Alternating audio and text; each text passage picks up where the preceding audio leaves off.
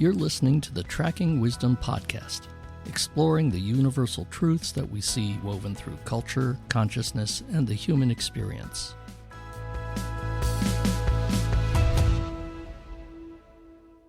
Good morning, everybody, and welcome back to another episode of the Tracking Wisdom podcast. I'm Ryan. I'm Peter. And today we are talking about mindfulness, the art of mindful living and cultivating presence in everyday life. And we are joined today by our certified mindfulness instructor, Peter. So today I wanted to talk about mindfulness in general and query Peter about his experience with mindfulness and mindfulness practice. So Peter, just to get started, in your own words, for those who may not know, how would you describe mindfulness, or what is mindfulness? Mindfulness is focused attention on the current experience in the present moment. How did you get into mindfulness? It goes back, Star Wars. Star Wars. Interesting. Yeah, I saw an article. This is back when I was in my 20s, I think. I was still a disaffected youth, maybe. I was not happy. And I saw an article on the Jedi, and they're just describing the Jedi as based in Zen in some way, and how they were calm and purposeful and directed, and like Zen, like concepts of Zen Buddhism. I was like, oh, what's that? So that's literally my gateway. I was like, oh, let me look into Zen. That sounds interesting. And so I started reading about Zen meditation, not so much about Zen Buddhism. I remember 3 Pillars of Zen by Philip Kapleau was like, there were not that many books. That was a big one. Is mindfulness part of Zen? Mindfulness is very central to Zen Buddhism.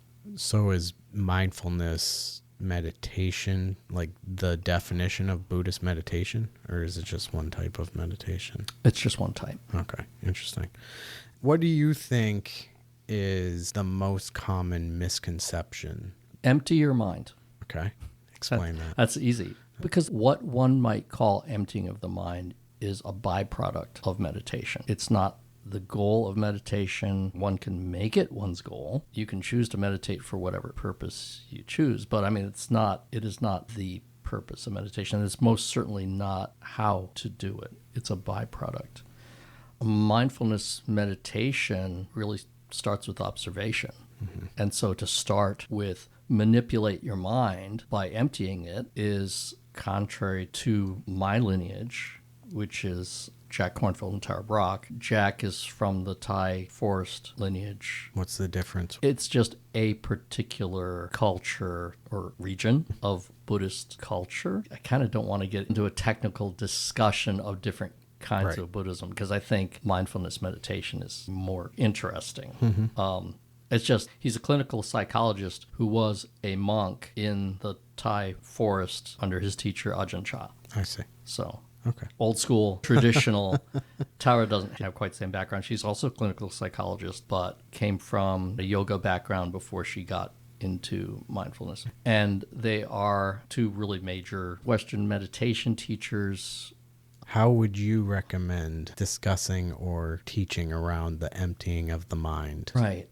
So I think it's a very common form of suffering, which is why people think it's the goal of meditation, why it's a desirable end product, right? I think especially in the West, we're aware of how much we think and how much our thoughts cause suffering and how much we have intrusive thoughts. Mm-hmm. So I guess the misconception is that you can boss that around and just empty your mind, stop your intrusive thoughts. If it was that easy, people would have done it. It's a very strange instruction. I think it happens because it's in the cultural vernacular and not because it's a meaningful instruction. Yep. I think that when a teacher says that, they mean a thing, but they don't mean literally, now empty your mind. They mean, I think, stop attaching so much importance to your thoughts. Right. Which may have the feeling of empty your mind, but it's not emptying your mind. So, the essence of meditation is kind attention to the present experience in the present moment.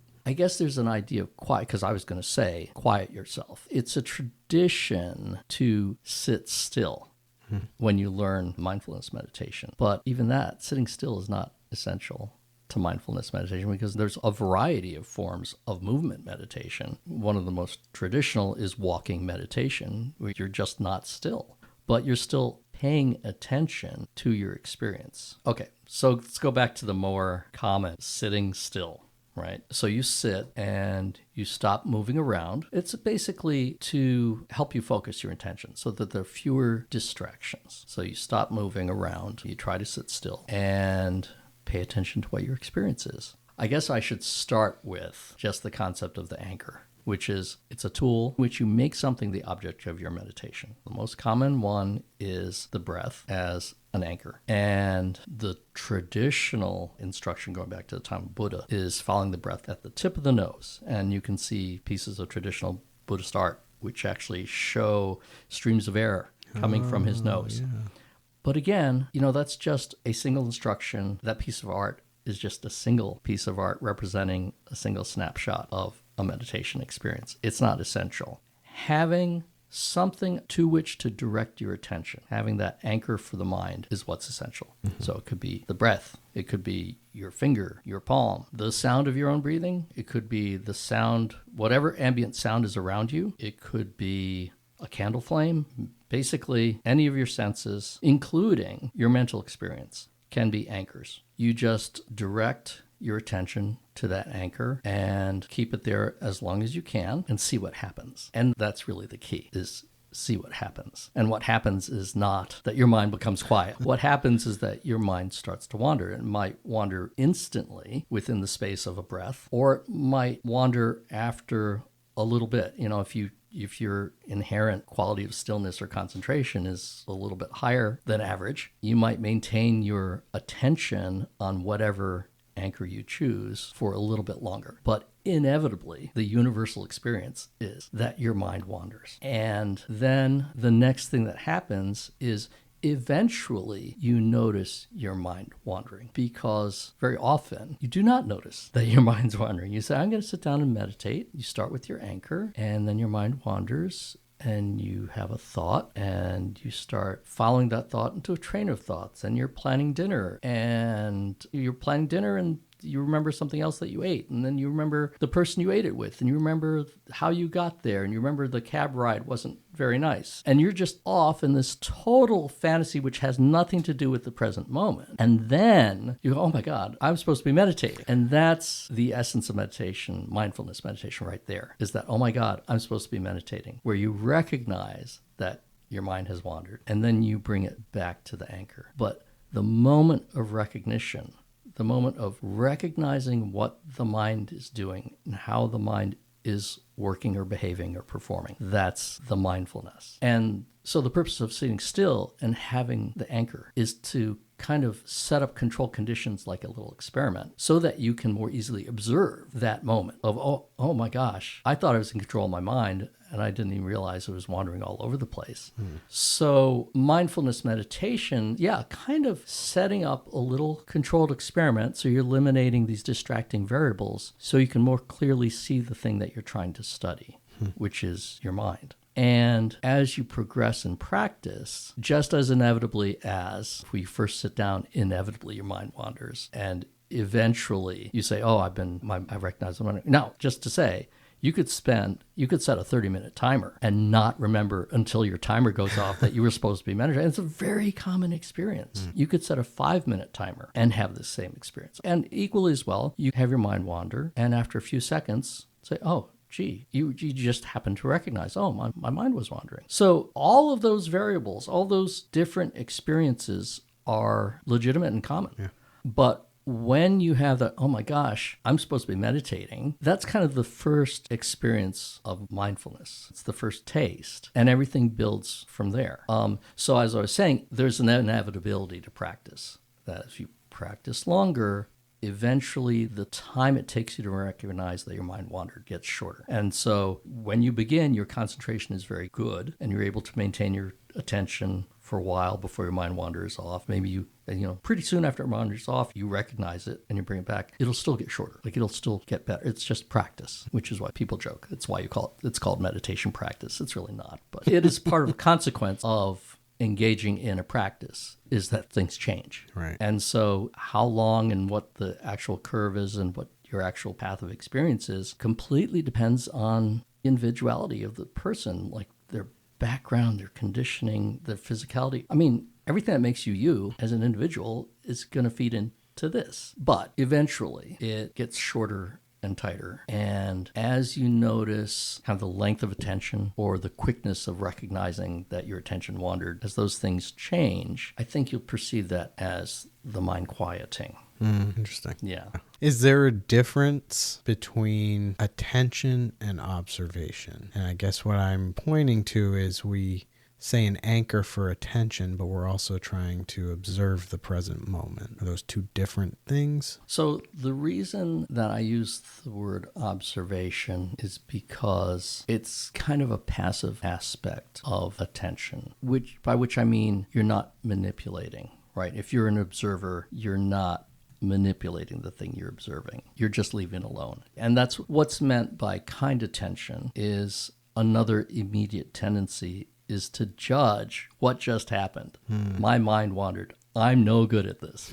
I can't meditate. Or, darn, those kids are making noise. They're preventing me from, it might not be internally directed. It might be directed externally. You kids be quiet. I'm trying to meditate. There's a resistance to the thing that happened, which is your mind wandered. And so the intention that's needed as you start is kindness and compassion, an easiness with whatever happens, an acceptance of I'm going to have the intention to keep my attention focused on this anchor, and I have the intention to be gentle and kind with whatever happens and to be accepting of it. It may be that you don't meet either of those intentions. You may not maintain your focus and you may not be kind about what happens afterwards, but that's the intention. And then you observe how your experience matches your intention, and then you go back and you do it again, and you just rinse and repeat. And I should say that this rinse and repeat can be within the space of seconds. It's not, the next time you sit down. It's like you sat for 30 seconds, your mind wandered, you noticed it, you beat yourself up momentarily, and you're like, oh, okay, I'm not doing a very good job of being kind to myself. All right, be better at being kind. I mean, it's just all this process happens, and you just keep on watching. And it's like, so how mean are you being to yourself? What's going on there? And eventually, hopefully, if you don't get caught in the habitual pattern of just beating yourself up or just being annoyed at the obstacles, the distractions, but you actually start to focus on the intention of kindness and acceptance, everything starts to soften and loosen up, and the periods of attention lengthen, and the experience of kindness increases. It becomes easier. I think that was the first thing that I learned over a long time of meditating at the beginning, was to stop criticizing myself, to stop criticizing my practice, so that while I was on the cushion, I was not criticizing. And that was a huge improvement for me. And I don't know exactly. I think it took quite a long time for that to happen. By the time I noticed it, it was already very familiar, and I didn't really remember criticizing myself. But I know that for years, I was struggling to be a better meditator. And it's not all criticism, too. It's like, I'm doing a great job. That's another thought. That's another reaction we can have to our experience of meditating. And that's just the same as beating yourself up. Yeah, it can be. I mean, it's another... passing judgment. It's a judgment. Exactly. Yeah. Thank you, Ryan.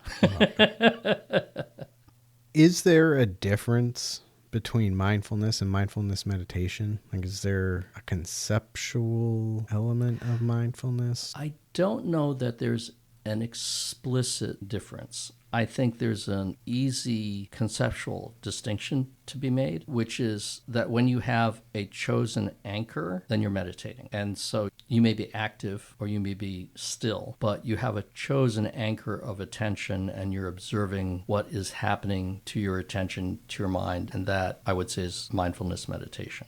Mindfulness, I think, is a quality that grows out of the practice, where you just start to notice things. And an experience that I can report, well, in fact, I think people have heard me.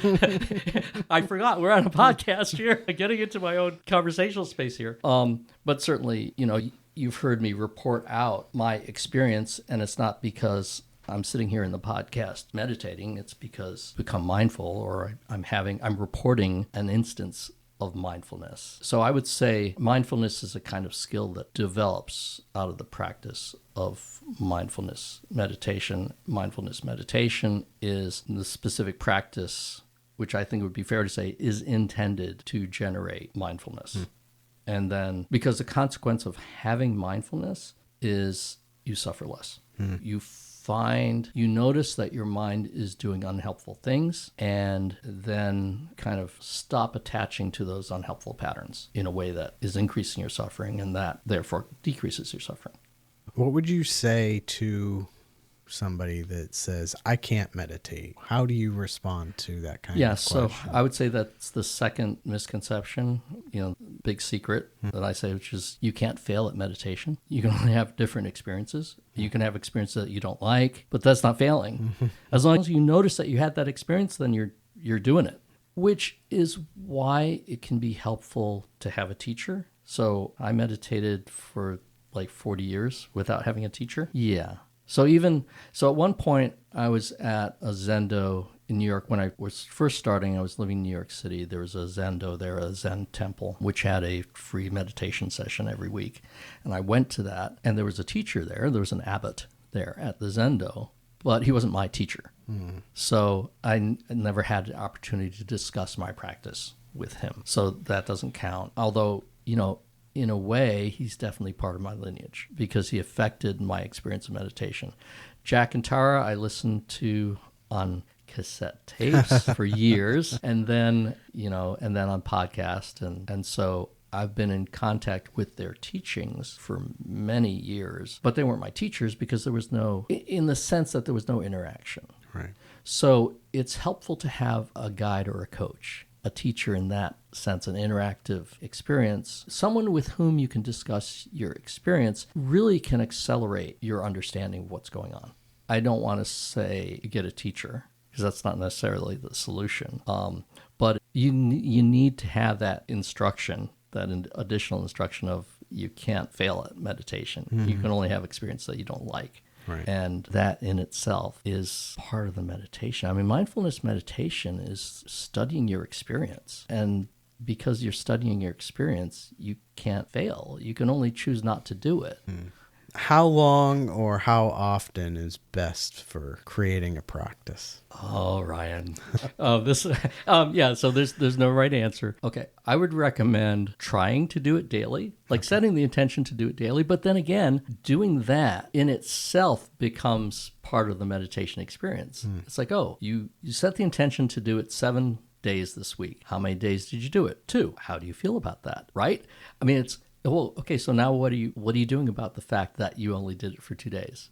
Are you allowing your mind to do things with that information? Or are you just saying, okay, next week, same goal, 7 days, see what happens. Any number of days. If you do it one day a week, there's nothing wrong with that. If you want to be ambitious and I'm going to set every single day for the next week, there's nothing wrong with that either. There's nothing wrong with failing at either one.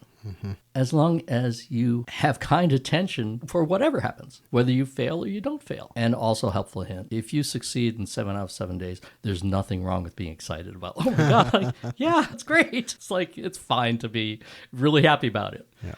It's less helpful to be really unhappy about failing. But again, both of those things are just responses, and they're just part of your experience. Everything's just part of your experience. I would start with 5 minutes each time. There's no reason not to do 10 or 20 or 30. If your qualities of discipline and focus are already high because you do something else that requires you to focus for periods of time, why not do it that way? You might be a musician who's accustomed to practicing for long periods. So do this for that much. Doesn't mean you're going to succeed any better. If you know you have a really poor attention span, don't give yourself an hour. Yeah. If you know that your body doesn't like to sit still for long periods of time, don't start with half an hour. Start with something that's reasonably comfortable. If you only can do 1 minute a day for 7 days, that's success. Even if your goal is 30 minutes, but you did 1 minute, you still remembered and made the effort to meditate for a period of time, even if it was only 1 minute. So I'm super busy and I hate to sit still. what are my options? There's a story. There's a story. Someone asked the teacher, how much should I meditate? Meditate for half an hour. Well, I don't have enough time to meditate, so meditate for an hour. I don't know the point of that. It just came to mind because it's funny. But you're busy and you don't like to sit still. So find an activity and an anchor that you can use while you're being busy and not sitting still. So a classic one is dishwashing. Just paying attention to each dish that you pick up and to each action that you take as you are washing the dishes. So this is a slightly more complex anchor, but probably suits you if you have a busy mind tendency, right? You're just paying attention to everything in your experience. I would start with the hands and the eyes, the temperature of the water, the sensation of the suds, the appearance of the food on the dishes, the food coming off the dishes. Just immersing yourself in that experience is mindfulness meditation. So you really can do it with any activity. I'm trying to think what the limitation is. I think, the reason you wouldn't do that is because the reason the traditional instruction isn't that way is because there's more tendency to get distracted. When you're doing something like washing the dishes, like I need to wash the dishes, I need to get to the next thing. Those are things that would come up in your practice of like you're rushing or, whatever. But that's just more kind of material fodder, if you will, for the process. Do you like to exercise? Do you like to run? I find that I bring my meditation to exercise. I'm just very mindful of the motion that I'm doing. That's part of my personality is I'm very technique oriented. And so that helps me though, as like, oh, this is the anchor of my meditation. I mean, I'm not intentionally saying this is the anchor of my meditation, but it ends up being that way. Like I know that to optimize, and this is my external mental process, kind of external to the meditations. I know when I go to start a workout, I'm doing specific exercises. I want to use good form to optimize the benefit of my. Now, it's not what I'm thinking about while I'm doing it, but as a consequence of that orientation, when I go to work out, I'm moving a weight. All of my attention is on how am I moving that weight and what is the experience of my body when I'm moving that weight. Is it uncomfortable? Am I over-challenging myself? How tired am I? I mean, I'm very much paying attention to the entire experience of performing that exercise, not one to wear a headset or listen to something intentionally while I'm exercising. Exception is if I'm doing an aerobic exercise, I'm usually listening to something because I have a lot of stuff to listen to. But when I'm doing strength training, I'm essentially meditating. And I would say when I used to run, that's aerobic exercise I would do also without audio. And I'm just focused on that experience of running and paying attention to what's going on. So those can definitely be made into mindfulness meditation practice for the right match. If that matches you, then there's no reason that can't be a very effective mindfulness meditation. I don't think that's most people, and that's why meditation is generally taught sitting, because, again, speaking to the bell curve as I have in the past, right, for most people, most of the time, that's the most convenient and conducive thing. And then there are all exceptions. So what you said about the exercise, and I guess I had images, I mean, not necessarily flow state, like you're in the peak performance of your craft, but being in the moment, say, sounds like it could be a common experience for many people that exercise. And I wonder how many people are meditating and not knowing it. I'd be absolutely certain that it happens. Yeah. Absolutely certain, without question. The distinction to make is, what are you doing with those observations? Right? Are you like, I have to lift more. Oh, okay, I'm lifting this weight, and tomorrow I'm going to lift more. Or like, I should be stronger than I am. Is it that? Is it like, oh, is that person watching me? Like, why are they looking at me? Or is it just being directly in the experience without judgment? Yep.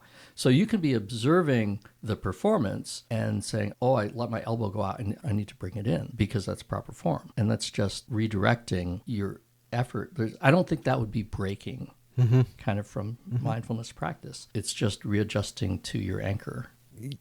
We obviously talk lots about awakening. Is there a connection with mindfulness and awakening process? Yes, absolutely. Absolutely. In general, there is a connection. Not at all absolutely. If you meditate, you're going to awaken. Right. which is something that we've addressed before. Yeah. Mindfulness meditation is a very good path to awakening for many people, and just as equally, it's not a path to awakening for many people. Yeah. And I think a lot of it has to do with, like I said before, every component of what makes you affects your experience and also affects, what's awakening for you. Mm-hmm. So, yeah, it might be mindfulness meditation, it might not be. One of many pointers, I'm sure. That's something I'd like to explore sometime. Let's just put it that way. Can't get into it now. So what advice would you give, or what would you recommend to a beginner who's interested in trying to explore mindfulness? Oh, my goodness. I'm so happy for you. Looking back at my experience trying to learn about meditation, it was like, oh, my God, there was nothing. There's so much now that's available. There's so many really good resources and teachers. I can name 3 apps that are very good for mindfulness meditation. Each of them has really good teaching on it. It's all free. You can pay premiums as for, there's wonderful resources online. So the question is, of course, there's so much available. How do you choose? Right. And I think you really have to go with your experience. When you start to do it, is it helping you? Is it making you feel better? Give it a week or 2, don't just try it for 10 minutes and say, oh, this sucks. Yeah. Because honestly, the first time you try to sit for 10 minutes, it might not be enjoyable. Just like going to the gym. You might not like it at first, or playing an instrument. So stick with it a little bit, but don't be afraid to go and try something new. I mean, we've talked about this a lot. Always trying to find the practice that's right for you and trust yourself. Yeah. And as far as those who may be underway on a journey of mindfulness, what's out there available to explore beyond sort of the beginner levels? I guess I wouldn't have any specific or different instruction. I mean, there's, again, at any level, there's so much resource available out there. Just explore and, trust yourself. I think the key is don't let anyone make you feel bad.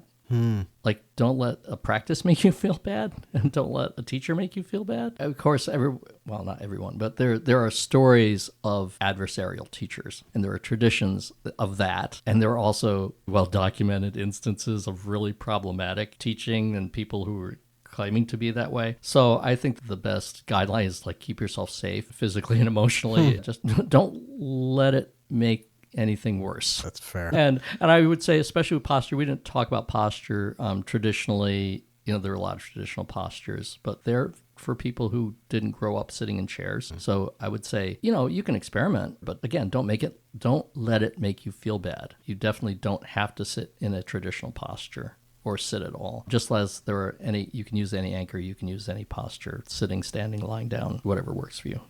Well, we're closing in on time here, but what drew you to mindfulness as an instructor? Serendipity. It just happened. I knew someone at work who was also a meditator. We had talked several times. She was enrolled in a program. I attended her practicum just to be another warm body and give her feedback, and she said, you really should sign up for this course. I'm like, I don't want to. But at the time, I really didn't have a reason not to. Mm-hmm. And I knew that learning to teach a thing really deepens your connection to the thing. So that was a motivation. Yeah, I would say that was it. And even after graduating, I really didn't have an intention of teaching, which is only growing recently. Yeah. What do you hope to bring the industry in a unique way through your teaching? I don't know. I mean, as you know, my focus is on awakening. I mean, I have a deep love of mindfulness and the connection between that and awakening. Right. Yeah. I'd give a plug for all your stuff and how to get in touch with you and all that, but I don't know. Do we have anything to give people? No, I think not yet. I am not set up yet to launch my practice. Keep an eye out for our intro to mindfulness meditation course. Yes. In progress. So thanks again for joining us. Hopefully you gained some insight and inspiration to either embark on, or continue your mindfulness practice. I hope you have a lovely day. We'll talk to you next time. Thanks, everyone. Bye. Bye. Thank you for listening to the Tracking Wisdom podcast. Join us next time as we continue the discussion. Don't forget to follow us on Facebook, Instagram, and YouTube, and visit www.eth-studio.com for more information and content.